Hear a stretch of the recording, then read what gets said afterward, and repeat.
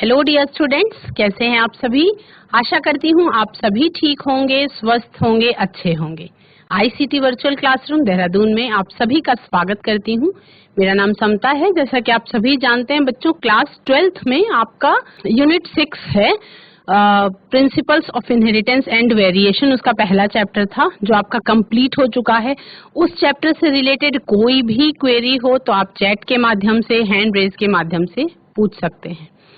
वो chapter complete होने के बाद, उसके सारे क्वेश्चन आंसर्स कराने के बाद, उससे अगले चैप्टर पे हम मूव कर गए हैं जो आपका चैप्टर है मॉलिक्यूलर बेसिस ऑफ इनहेरिटेंस, यानी कि वंशागति का आणविक सिद्धांत।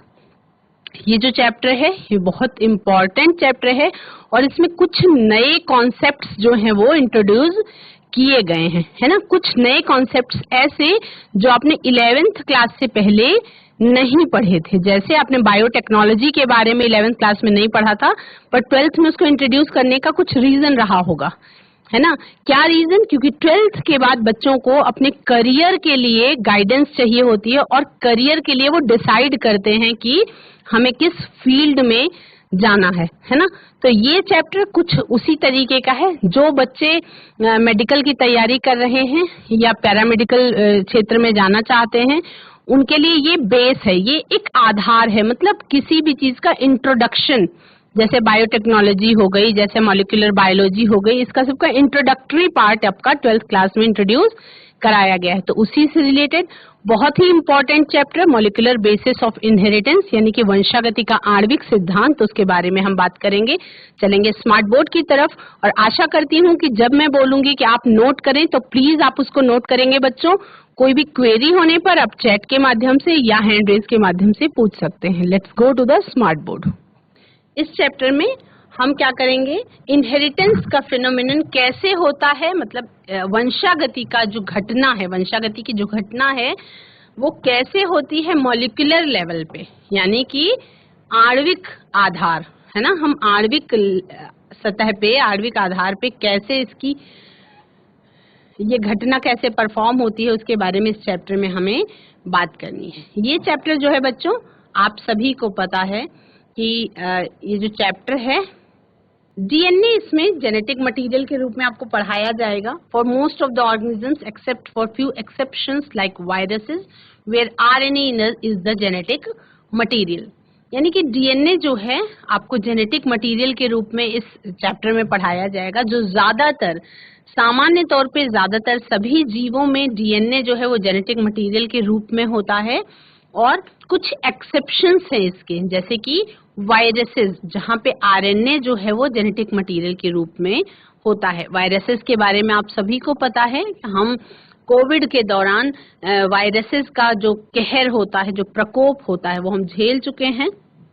आप सभी को पता है कि ऐसा जीव, जीव भी नहीं कहते उसको, ऐसी चीज जो जिसमें जान भी नहीं है, जो लिविंग की श्रेणी में भी नहीं आता, सजीव की कैटेगरी में भी नहीं आता है, उसका आरएनए रेप्लिकेट करके हमारी ही मशीन का यूज करके ऐसा कोहराम मचा सकता है, ये सोचना भी असंभव सा था। लेकिन जब हो ही चीजें तो समझ में आया कि हाँ, किस तरीके से बचना है, किस तरीके से सैनिटाइजेशन का यूज करना है, कैसे मास्क का प्रयोग करना है, कैसे हमें एक न्यू नॉर्मल रूटीन डेवलप हो गई और उसके सहारे फिर हम लोग आप वैसे ही लोगों की दिनचर्या भी हो गई है ना। तो वो है आरएनए, जो जेनेटिक मटेरियल के रूप में वायरसेस में मौजूद होता है, पर वो एक्टिव नहीं होता।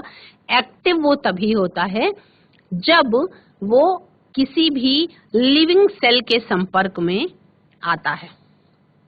डीएनए क्या करता है? DNA helps in synthesis of RNA. DNA जो है वो आरएनए की सिंथेसिस में हेल्प करता है, which in turn helps in protein synthesis and these proteins control traits of individuals. क्या समझ में आया? These proteins control traits of individuals. इसका मतलब क्या समझ में आया? इसका मतलब ये समझ में आया बच्चों कि ये वाली लाइन पे अगर हम बात करें, डीएनए जो है वो आरएनए की सिंथेसिस में भी हेल्प करता है और प्रोटीन की सिंथेसिस में भी वो कन्वर्ट हो जाता है। दीज प्रोटीन्स, वो जो प्रोटीन सिंथेसिस हो रही है सेल्स में, वही प्रोटीन्स जो लक्षण होते हैं किसी भी इंडिविजुअल के, किसी भी व्यक्ति के जो लक्षण होते हैं, ट्रेट्स होते हैं, वो उन्हीं प्रोटीन्स के कारण नजर आते हैं। हम इंडिविजुअल्स के ट्रेट्स की बात कर लें, जैसे हम एक ही कक्षा के सभी बच्चों की हाइट की बात कर लें। सभी बच्चे एक समान लंबाई के नहीं होते, कुछ लंबे होते हैं और कुछ छोटे होते हैं। इवन एक ही फैमिली के सगे भाई बहनों में भी कुछ लंबे होंगे और कुछ छोटे होंगे।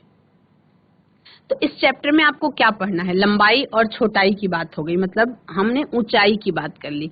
बालों के कलर, आप देखते हैं अलग अलग व्यक्तियों में बालों का कलर, उसमें भी वेरिएशन पाया जाता है, विविधता पाई जाती है। किसी के बाल काले होंगे, किसी के बाल भूरे होंगे, किसी के बाल विदेशों में इवन गोल्डन तक होते हैं, है ना। तो आंखों के रंग की बात कर लीजिए, किसी की काले रंग की आंखें हैं, किसी की ब्राउनिश हैं, ग्रेइश, ग्रीनिश, अलग अलग, हल्के हरे रंग की, भूरे रंग की, स्लेटी रंग की, काले रंग की, अलग अलग तरीके की। लेकिन सामान्य तौर पे भूरी और काली आंखें ज्यादातर देखने को मिलती हैं। हम ईयर लोब्स की बात करें, कर्ण पल्लवों की, जो कर्ण पल्लव होते हैं, ईयर लोब्स होते हैं, कुछ में क्या होता है कि कनेक्टेड होता है और कुछ में क्या होता है कि दूर होता है। ठीक है, तो ये कुछ अलग अलग लक्षण हैं।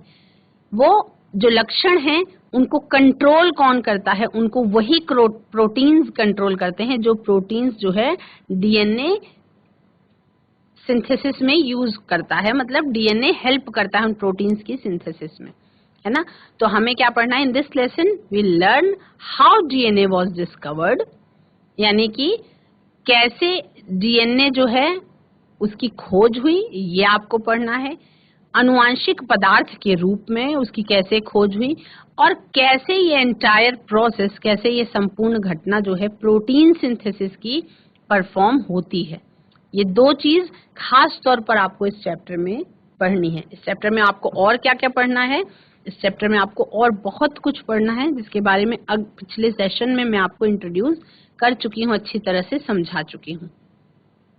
अब यहाँ पे एक सामान्य सा डायग्राम दिखाई पड़ रहा है आपको, सामान्य सा एक चित्र दिखाई पड़ रहा है। इस चित्र में आप क्या देख रहे हैं कि मनुष्य है, मनुष्य का शरीर है ना। इस चित्र को देख करके अगर कहानी लिखने के लिए बोला जाए, हमारे छोटी क्लासेस में जब हम थे तो क्या एक एक्टिविटी होती थी, हिंदी की भी पीरियड में होती थी और इंग्लिश के भी पीरियड में होती थी। एक्टिविटी क्या होती थी बच्चों? कि चित्र देखकर कहानी का वर्णन कीजिए, है ना। अब आप क्लास 12th में है, तो क्या आप ये चित्र देख करके अपने मन से जो कहानी है उसका वर्णन कर सकते हैं? क्या आप एक्सप्लेनेशन कर सकते हैं कि ये जो चित्र है ये क्या कहानी कहना चाह रहा है? हमने जब क्लास 11th में पढ़ा था तो केवल हमने कोशिका और मनुष्य के बीच का जो अंतर है उसकी कहानी पढ़ी थी, कि किसी भी मनुष्य का शरीर या किसी भी जीव का शरीर छोटी छोटी कोशिकाओं से मिलकर के बना हुआ होता है। कोशिकाएं जो जीवन की मूलभूत संरचनात्मक और क्रियात्मक इकाई होती हैं, कोशिकाओं से मिलकर के ऊतक बनते हैं। अलग अलग प्रकार की कोशिकाएं पाई जाती हैं, क्योंकि मनुष्यों का शरीर जो है उसमें बहुत सारे प्रकार की कोशिकाएं पाई जाती हैं। उनके कार्य के अनुसार कोशिकाएं जो है अलग अलग नाम होता है उनका, अलग अलग संरचना होती है। बहुत सारी कोशिकाएं मिल करके, बहुत सारी एक एक प्रकार की कोशिकाएं मिल करके टिश्यूज का निर्माण करती हैं। टिश्यूज मिल करके अंगों का निर्माण करते हैं। अंगों से फिर अंग तंत्र बनता है और पूरा का पूरा जीव बन जाता है। ये कहानी आपने छोटी क्लास से ही पढ़ी है। कोशिका से जीव बनने तक की जो प्रक्रिया है वो कैसे परफॉर्म करते हैं, कैसे कोई जीव बनता है, वो आप पहले पढ़ चुके हैं। लेकिन आपको क्या पढ़ना है? वही कहानी रिवर्स पढ़नी है। वही कहानी आपको रिवर्स मोड में पढ़नी है। क्या?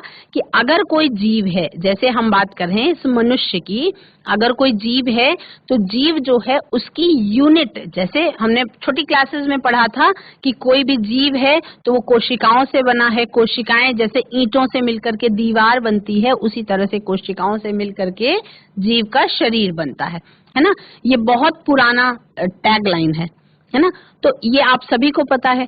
अब जो मनुष्य है, हम क्योंकि इस चैप्टर में आनुवंशिक पदार्थ के बारे में बात करें तो किसी भी दूसरे जीव को ना लेकर के एग्जाम्पल के रूप में, उदाहरण के रूप में हम मनुष्य या ह्यूमन बींग्स को ही लेंगे। मनुष्य का शरीर जो है वो छोटी छोटी कोशिकाओं से मिलकर के बना हुआ है। आप सभी को पता है कि मल्टी सेलुलर ऑर्गेनिज्म है हम सभी।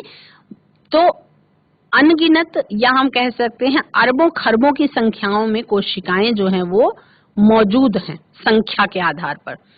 तो कोशिकाएं जो होती हैं, कोशिका की संरचना के बारे में क्लास 11th में आपने बहुत ब्रीफ में पढ़ा है। कोशिका हमारे शरीर में एक मशीनरी की तरह काम करती है, उसका अपना एक सिस्टम होता है। कोशिका अपने आप में संपूर्ण होती है, मतलब सारी लाइफ प्रोसेसेस कोशिका के अंदर परफॉर्म होती है। कोशिका के अंदर श्वसन की प्रक्रिया होती है। एक कोशिकीय जीवों में एक ही कोशिका से सभी प्रक्रियाएं जो लाइफ प्रोसेसेस हैं वो परफॉर्म हो जाती हैं। इस कोशिका की संरचना के बारे में आप बहुत विस्तार से क्लास 11th में पढ़ चुके हैं, ठीक है। कोशिका के बारे में आपने क्या क्या पढ़ा है कि सबसे बाहर की तरफ एनिमल सेल में कोशिका झिल्ली होती है, प्लाज्मा मेम्ब्रेन प्रेजेंट होती है, उसके अंदर कोशिका द्रव्य भरा होता है जो एक सेमी फ्लूइड मटेरियल होता है और उसको हम साइटोप्लाज्म कहते हैं। कोशिका को हम साइटो कहते हैं, इसलिए उसके अंदर भरे हुए प्लाज्मा जैसे पदार्थ को हम साइटोप्लाज्म या कोशिका द्रव्य कहते हैं, ठीक है। इसके अध्ययन को साइटोलॉजी कहते हैं। जिन बच्चों को इम्पोर्टेंट लग रहा है वो अपनी कॉपी में इसको नोट करते जाएंगे, ठीक है, क्योंकि ये कुछ चीजें हैं जब आप पढ़ रहे हैं तो आप इसको नोट कर सकते हैं। उसमें बाहर की तरफ कुछ कोशिकांग मौजूद होते हैं, जैसा आप यहाँ पे देख रहे हैं, ये गोल्जी ऑपरेटस दिखाई पड़ रहा है आपको, यहाँ पे एंडोप्लाज्मिक रेटिकुलम दिखाई पड़ रहा है, रफ एंडोप्लाज्मिक रेटिकुलम, और यहाँ पे आपको स्मूथ एंडोप्लाज्मिक रेटिकुलम दिखाई पड़ रहा है। लेकिन ये जो बीच में आपको डॉट जैसी संरचना दिखाई पड़ी, इसी को आपको जूम करके इस चैप्टर में इसके बारे में आपको पढ़ना है। ये क्या है? कोशिका के अंदर पाया जाने वाला केंद्रक या न्यूक्लियस है। अब न्यूक्लियस को जूम करके देखा आपने, मनुष्य के अंदर कोशिकाएं, कोशिकाओं के अंदर न्यूक्लियस यानी कि केंद्रक। केंद्रक के अंदर यहाँ पे बीच में प्रेजेंट है केंद्रिका, या जिसे हम न्यूक्लियोलस कहते हैं। क्या कहते हैं? न्यूक्लियोलस कहते हैं। ये बहुत डेंस पार्ट होता है केंद्रक के अंदर, और केंद्रक के अंदर एक फ्लूइड जैसा मटेरियल भरा हुआ होता है जिसे हम कहते हैं केंद्रक द्रव्य, यानी कि न्यूक्लियोप्लाज्म। क्या कहते हैं? न्यूक्लियोप्लाज्म। साइटोप्लाज्म और न्यूक्लियोप्लाज्म मिल करके जब दोनों को एक साथ हम सोचते हैं तब वो जीव द्रव्य या प्रोटोप्लाज्म कहलाता है, ठीक है। और इस न्यूक्लियोप्लाज्म में आप देख रहे हैं, अब जो आपके चैप्टर के काम की बात है वो है, बहुत सारे आपको रेड कलर के स्ट्रैंड्स दिखाई पड़ रहे हैं। ये उलझी हुई धागों जैसी संरचना है। अब इसमें से एक स्ट्रैंड को हमने जूम करके देखा, इसमें से एक स्ट्रैंड को हमने जूम करके देखा तो वो स्ट्रैंड कुछ इस तरीके की संरचना लिए हुए है, एक्स की संरचना लिए हुए है। इसके बारे में आप क्लास 11th में बहुत विस्तार से आपने पढ़ा है, क्रोमोसोम की संरचना के बारे में। और आप जब विभाजन पढ़ रहे थे, सेल डिवीजन पढ़ रहे थे, तब आपने इस कॉन्सेप्ट के बारे में जाना था। इस चैप्टर में भी आपको क्रोमोसोम्स की संरचना के बारे में ही बहुत विस्तार से पढ़ना है। तो ये जो स्ट्रैंड्स, उलझे हुए धागों जैसी संरचना आपकी पाई जाती है न्यूक्लियोप्लाज्म के अंदर, इसको यदि हम जूम करके देखते हैं तो इसमें क्या होता है, आपको इस तरीके से गुणसूत्र दिखाई पड़ता है, क्रोमोसोम्स दिखाई पड़ते हैं। अब इन क्रोमोसोम्स को यदि इसको भी हम जूम करके देखें, क्योंकि हर चीज किसी न किसी चीज से मिल करके बनी हुई है, तो जब हम देखते हैं कि ये क्रोमोसोम है, क्रोमोसोम कैसे बना हुआ है, तो कुछ इस तरीके की संरचना दिखाई पड़ती है। ये क्या है? डबल स्ट्रैंडेड डीएनए है, यानी कि यहाँ पे स्ट्रैंड का मतलब क्या होता है? धागा, है ना। दो धागों से लिपट लिपट के ये संरचना बनी हुई है, इसको डबल स्ट्रैंडेड या डबल हेलिक्स मॉडल आपको पढ़ाया जाएगा आगे। तो वो है ये क्या है? ये है डीएनए का स्ट्रक्चर जो मनुष्य के कोशिकाओं में मौजूद होता है। जो क्रोमोसोम्स होते हैं ये किस चीज के बने हुए होते हैं, जीन्स के, और जीन्स किस चीज के बने हुए होते हैं, डीएनए के बने हुए होते हैं। तो आपको इस चैप्टर में डीएनए और आरएनए के बारे में ब्रीफ में पढ़ना है। डीएनए क्या है, उसकी संरचना कैसी है, उसका रेप्लिकेशन कैसे होता है, किस तरह से उसकी संरचना होती है, कैसे कैसे वो अटैच रहते हैं, कैसे स्पाइरल शेप में होते हैं, किस तरीके से ये स्ट्रैंड्स इसके सेट होते हैं, ये सब आपको पढ़ना है। आपको आरएनए के बारे में भी पढ़ना है। तो ये जो डीएनए है बच्चों, ये कैसे बना हुआ है, ये बना हुआ है न्यूक्लिक एसिड्स से या न्यूक्लिक अम्लों से मिलकर के बना हुआ है। अब इसमें जो भी इम्पोर्टेंट आपको पॉइंट लगता है कि आपको बाद में याद नहीं रह जाएगा, वो आप नोट कर लेंगे। आप सभी को पता है बच्चों जो बायो होती है ना, उसको एक कहानी की तरह आप याद कर सकते हैं, लेकिन अगर आप कंफ्यूज हैं, आपको कॉन्सेप्ट नहीं क्लियर है, तो वो कहानी भी याद नहीं रह जाती है ना। तो कहानी, जियो की कहानी पढ़ने के लिए आपको थोड़ा सा कंसंट्रेट होके पढ़ना होगा, थोड़ा सा फोकस्ड होके, नहीं तो फिर चीजें जो आपने बार बार नहीं पढ़ते, हमें वो चीजें याद रहती हैं जो हम बार बार अपनी डेली लाइफ में पढ़ते हैं या बार बार डेली लाइफ में हम जो चीज करते हैं। कुछ चीजें ऐसी हैं जो हम अनकॉन्शियस भी कर ले जाते हैं, है ना।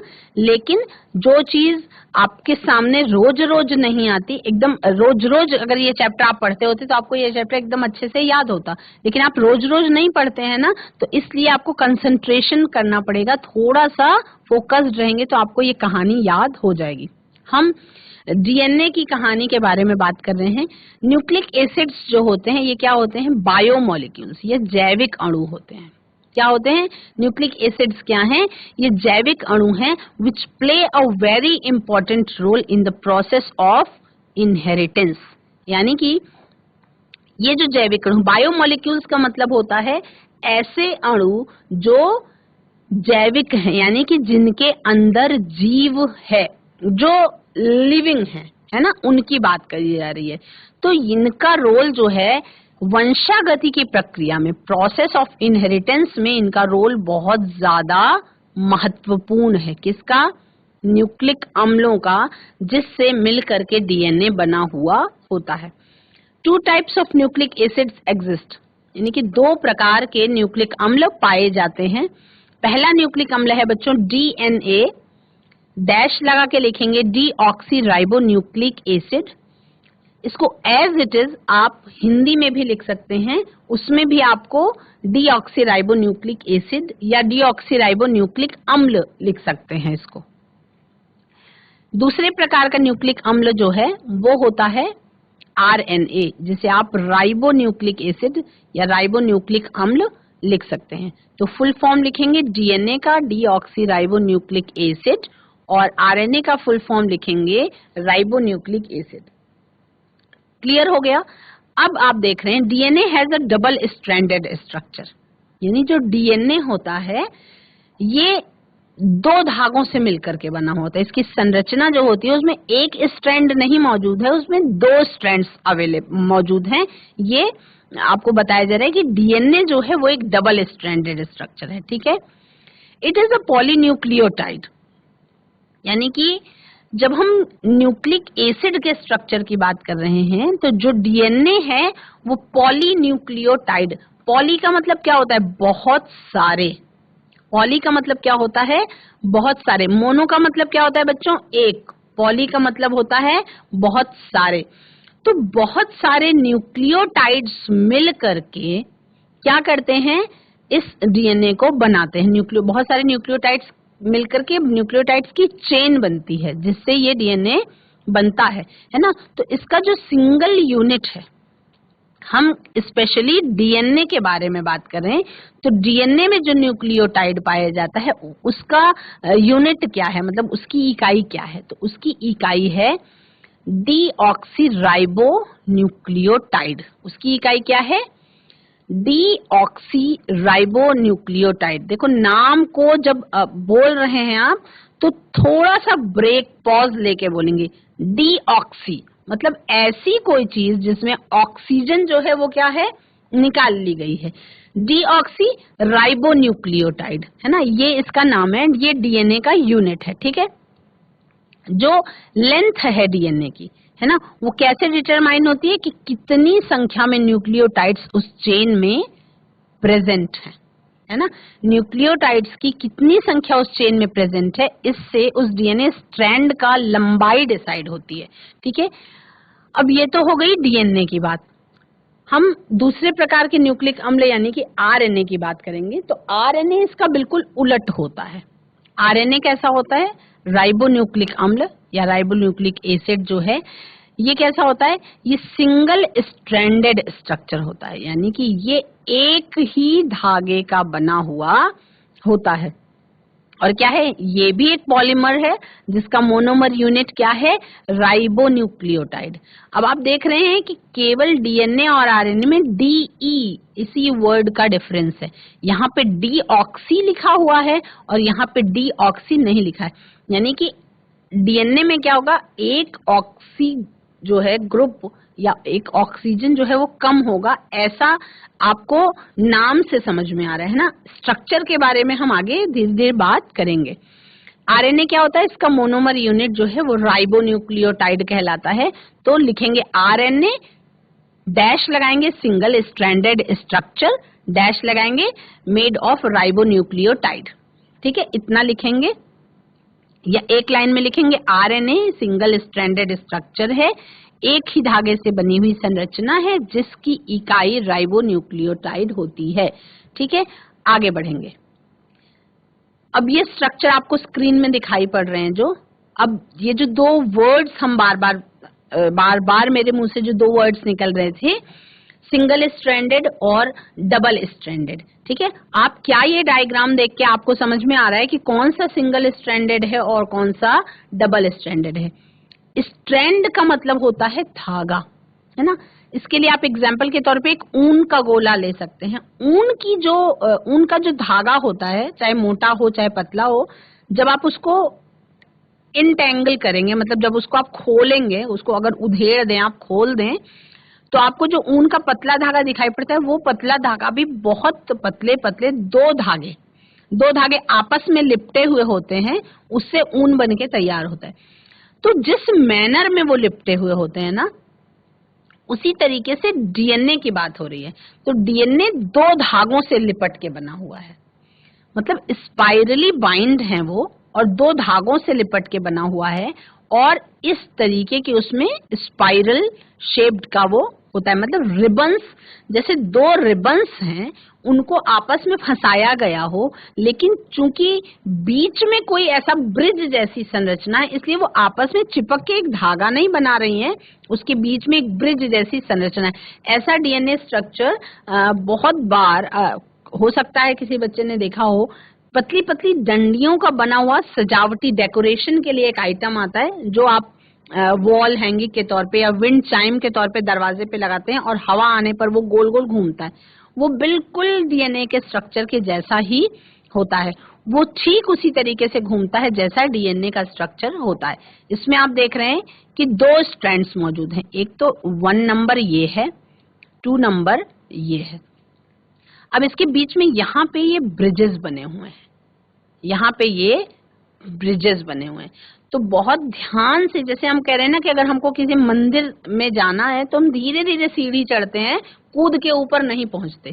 तो आप धीरे धीरे एक एक चीज पढ़ते हुए आगे चलेंगे। बेस मतलब सरल से कठिन की ओर आपको अपनी पढ़ाई करनी है। तो जब आप बेस से लेकर के आगे की तरफ चलेंगे तो आपको चीजें जो है अच्छी तरह से क्लियर रहेंगी, याद रहेंगी।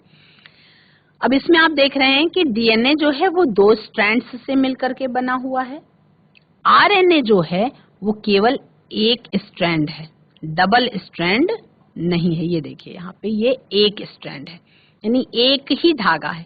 लेकिन ये जो ब्रिज की बात हम कर रहे थे डीएनए में, ये एक स्ट्रैंड से दूसरे स्ट्रैंड पर तक जाके जुड़ा हुआ है, और यहाँ पे हम देख रहे हैं कि वो है तो मौजूद, वो कुछ ब्रिज जैसा दिखाई तो पड़ रहा है, लेकिन उसका दूसरा सिरा, क्योंकि आरएनए जो है वो सिंगल स्ट्रैंडेड स्ट्रक्चर है, तो इसलिए दूसरा सिरा कोई वहां पे, यहाँ पे ऐसे करके ये मौजूद हो सकता था, है ना। लेकिन तब वो क्या हो जाता? तब वो डीएनए हो जाता।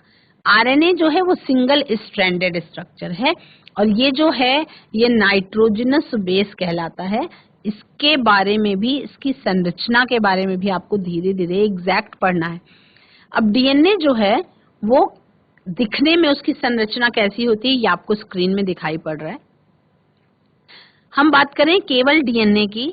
डीएनए जो है आपने जाना कि न्यूक्लियोटाइड की चेन होती है, चाहे वो डीएनए हो, चाहे वो आरएनए हो, चाहे वो डीऑक्सीराइबोन्यूक्लिक एसिड हो, चाहे वो राइबोन्यूक्लिक एसिड हो, दोनों के दोनों न्यूक्लियोटाइड्स की चेन से बने हुए होते हैं। न्यूक्लियोटाइड अलग अलग प्रकार का पाया जाता है डीएनए में और आरएनए में। डीएनए में वो न्यूक्लियोटाइड डीऑक्सीराइबोन्यूक्लियोटाइड कहलाता है और आरएनए में वही न्यूक्लियोटाइड राइबोन्यूक्लियोटाइड कहलाता है। ठीक है, यानी कि डीएनए और आरएनए के न्यूक्लियोटाइड में डीऑक्सी वर्ड का डिफरेंस है ना। आप देख रहे हैं अगर शब्दों को हम तोड़ दें तो आप देख रहे हैं कि ये जो है लेफ्ट हैंड साइड वाला इसी का डिफरेंस है, केवल इसी का डिफरेंस है। ये राइबोज है, यहाँ पे भी राइबोज मौजूद है, लेकिन डीऑक्सी वर्ड जो है यहाँ पे ऐड हो रखा है। इसका मतलब क्या है कि यहाँ पे कहीं ऑक्सीजन का अभाव है, यहाँ पे एक जगह कोई है जहाँ पे ऑक्सीजन जो है मिसिंग है, जो राइबोज में प्रेजेंट है लेकिन डीऑक्सी राइबोज में प्रेजेंट नहीं है। न्यूक्लियोटाइड आप सभी को पता है 3 कंपोनेंट्स होते हैं न्यूक्लियोटाइड के। पहला कंपोनेंट जो है उसे हम कहते हैं पेंटोज शुगर। हम क्या कहते हैं उसको? कहते हैं हम पेंटोज शुगर। देखिए, जब हम principles of inheritance and variation chapter पढ़ रहे थे तो उसमें मैंने आपको जब हम ब्लड ग्रुप्स की बात कर रहे थे, है ना, कि कैसे एक ओ ब्लड ग्रुप बन जाता है, तब मैंने आपको क्या बताया था? तब मैंने आपको ये बताया था कि वहां पे 3 तरीके के एलील्स होते हैं जिससे ब्लड ग्रुप डिसाइड होता है। स्मॉल आई वाला जब कॉम्बिनेशन आता है तब ओ ग्रुप प्रेजेंट होता है। तो मैंने आपको बताया था कि वहां पे या तो प्रोटीन नहीं बनता है या तो नॉन फंक्शनल होता है और वो शुगर नहीं बनती जिससे ये सिम्टम शो होता है। तो वो शुगर, वो जो सिंथेसिस हो रही है वो एक केमिकल प्रोसेस है। आप सभी को पता है हमारा पूरा शरीर जो है वो रसायनों से मिलकर के बना हुआ है, तो आपको इस चैप्टर में बायो से ज्यादा केमिस्ट्री पढ़नी है ना। पेंटोज शुगर न्यूक्लियोटाइड के 3 कंपोनेंट्स होते हैं जिसमें पहला कंपोनेंट आपका है पेंटोज शुगर। पहला कंपोनेंट क्या है? Pentose sugar. पेंटोज नाम क्यों है? क्योंकि इसमें 5 कार्बन एटम्स मौजूद होते हैं। पेंटोज, हेक्सोन, आप सभी को पता है ना कि पेंटोज क्या है, हेक्सोन क्या है। हेक्सोन की बात जब हो जाएगी तो वो 6 कार्बन एटम्स की बात होगी, पेंटोज की जब बात होगी तो 5 कार्बन एटम्स की बात होगी। तो इसमें क्या होता है? इसमें मोनोसेकेराइड टाइप का शुगर होता है 5 कार्बन एटम्स के साथ। ठीक है, अब 2 तरीके की शुगर भी होती है। राइबोज शुगर पाई जाती है आरएनए में। ये जो राइबोज शुगर है ये पाई जाती है आरएनए में, और डीऑक्सीराइबोज पाई जाती है डीएनए में। डीऑक्सीराइबोज किस में पाई जाती है? ये पाई जाती है डीएनए में। 2 प्रकार की शुगर हो गई जो आपको याद रखना है, एक है राइबोज और दूसरी है डीऑक्सीराइबोज। अब इसकी संरचना की बात कर लेते हैं। ये आपको, ये जो पर्टिकुलर आप पढ़ रहे हैं ये आपको किसी एग्जाम में ज्यादातर आपके मेडिकल की तैयारी पे पूछा जा सकता है, नीट की प्रिपरेशन में, बट आपको ये बोर्ड के एग्जाम में नहीं पूछा जाएगा इतना डीप में, लेकिन आपको आना चाहिए। अगर आपको नहीं आएगा तो आपको आगे की कहानी भी समझ में नहीं आएगी। यहाँ पे आप देख रहे हैं आरएनए और डीएनए में क्या अंतर है। अंतर क्या है वो आप देखें। यहाँ पे 5 कार्बन के एटम्स मौजूद हैं जो आपको नंबरिंग करके दिखाया गया है 1, 2, 3, 4 और 5। ठीक है, अब यहाँ पे आप देख रहे हैं कि क्या है, यहाँ पे OH है, इससे मैच करिए। यहाँ पे भी OH है, यहाँ पे C2H-OH है, यहाँ पे भी C2H-OH है। यहाँ पे नीचे आप देख रहे हैं OH के साथ H लगा हुआ, यानी हाइड्रोक्सी ग्रुप के साथ हाइड्रोजन लगा हुआ है। बट 2 नंबर में आपको डिफरेंस दिखाई पड़ रहा होगा। यहाँ पे हाइड्रोजन के साथ हाइड्रोक्सी ग्रुप लगा हुआ है, लेकिन जब हम डीऑक्सी की बात कर रहे हैं तो यहाँ पे आप देखें, यहाँ ऊपर तो H लिखा है, नीचे H लिखा है, लेकिन यहाँ पे O जो है वो मिसिंग है। ये जो O यहाँ पे मिसिंग है और यहाँ पे प्रेजेंट है, इसी के कारण नाम में डिफरेंस आ गया। यहाँ पे डीऑक्सी है और यहाँ पे राइबोज है केवल। डीऑक्सी का मतलब एक ऑक्सीजन जो है वो मिसिंग है। क्या है यहाँ पे? एक ऑक्सीजन मिसिंग है। इस जगह पे आपको एक ऑक्सीजन जो है मिसिंग लग रही है ना? तो ये अंतर है, यही पॉइंट है। पॉइंट नंबर 2 पे, प्लेस नंबर 2 जो है वहां पे एक OH की जगह पे एक ही सिंगल H प्रेजेंट है। उसके बाद फिर आगे का स्ट्रक्चर देखेंगे, आपको एक समान ही दिखाई देगा। 3 नंबर में आप देखेंगे ऊपर हाइड्रोजन है और नीचे OH प्रेजेंट है। यहाँ पे आप देखेंगे इधर भी सेम सिचुएशन है, जैसा डीऑक्सी राइबोज में है वैसा ही राइबोज में भी 5वें नंबर की लोकेशन पे भी है। तो इन दोनों में क्या अंतर है ये आप सभी ने जान लिया कि इस जगह पे ये जो सेकंड नंबर वाला लोकेशन है, यहाँ पे एक में राइबोज में OH प्रेजेंट है और डीऑक्सी राइबोज में यहीं पे H प्रेजेंट है। ये अंतर है डीऑक्सी राइबोज और राइबोज में।